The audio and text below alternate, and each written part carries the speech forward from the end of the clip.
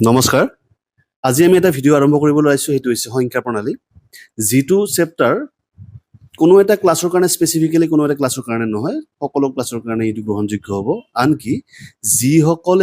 যিসকল কেণ্ডিডেটে চাকৰিৰ কাৰণে ইণ্টাৰভিউ দিবলৈ গৈ আছে তেওঁলোকৰ কাৰণে এই ভিডিঅ'টো মানে কমফৰ্টেবল হ'ব আৰু তেওঁলোকে এইটো ভিডিঅ' চালে বহুত কথা বুজি পাব অকল এইটো ভিডিঅ' নহয় এনেকুৱা ভিডিঅ' আৰু আহি থাকিব এইটো আজি ফাৰ্ষ্ট ভিডিঅ' আৰম্ভ হৈছে এই চিৰিজৰ মানে কনচেপ্ট বেচিছৰ এইটো ফাৰ্ষ্ট ভিডিঅ' আৰম্ভ হৈছে আৰম্ভ কৰোঁ এতিয়া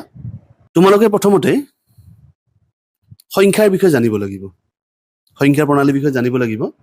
সংখ্যাবিলাকক কেইটা ভাগত ভাগ কৰিব পাৰি আমি সংখ্যা কি সংখ্যা পাওঁ এইবিলাকৰ বিষয়ে জানিব লাগিব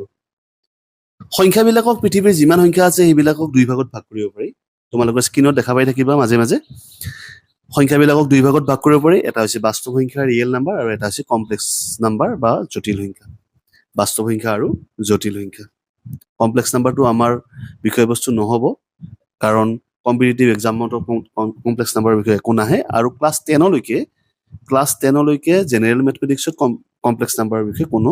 নলেজ নাই গতিকে সেইখিনি নাজানিলেও হ'ব যদি এডভান্স মেথছৰ কাৰণে কেতিয়াবা দিব লগা হয় মই এটা বেলেগকৈ ভিডিঅ' বনাম কমপ্লেক্স নাম্বাৰৰ ওপৰত গতিকে সংখ্যাবিলাকক কেইটা ভাগত ভাগ কৰিব পাৰি দুটা ভাগত ভাগ কৰিব পাৰি এটা হৈছে বাস্তৱ সংখ্যা ৰিয়েল নাম্বাৰ আৰু এটা হৈছে জটিল সংখ্যা কমপ্লেক্স নাম্বাৰ বাস্তৱ সংখ্যা আকৌ দুটা ভাগত ভাগ কৰিব পাৰি সেইটো হৈছে পৰিমেয় সংখ্যা ৰেচনেল নাম্বাৰ আৰু এটা হৈছে অপৰিমেয় সংখ্যা ইৰেচনেল নাম্বাৰ পৰিমেয় সংখ্যা আকৌ দুই ভাগত ভাগ কৰিব পাৰি সেইটো হৈছে অখণ্ড সংখ্যা ইন্টিজাৰ নাম্বাৰ আৰু ভগ্নাংশ ফ্ৰেকচন অখণ্ড সংখ্যা আকৌ দুই ভাগত ভাগ কৰিব পাৰি সেইটো হৈছে ঋণাত্মক অখণ্ড সংখ্যা নিগেটিভ ইন্টিজাৰ আৰু পূৰ্ণ সংখ্যা whole number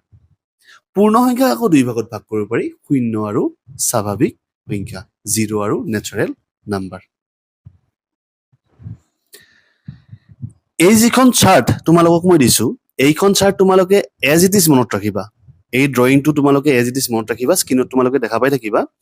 as it is মনত ৰাখিবা আৰু লগতে সংখ্যাবিলাকৰ যিবিলাক ইংৰাজী নাম আছে যিবিলাকে অসমীয়া মাধ্যমত পঢ়া ছাত্ৰ ছাত্ৰী তেওঁলোকৰ কাৰণে কৈছো যিবিলাক ইংৰাজী নাম আছে সেইবিলাকো তোমালোকে মুখস্থ কৰিবা কিবা এটা কামৰ কাৰণে মই কৈছো এই ইংৰাজী নামবিলাক আমাৰ নেক্সট কৰবাত আমাৰ কামত লাগিব বুজি পাইছা গতিকে আজিৰ ভিডিঅ'টো ইমানতে তোমালোকে এইখিনি ক্লিয়াৰ কৰি ল'বা সংখ্যাবিলাক কেইটা ভাগত ভাগ কৰিব পাৰি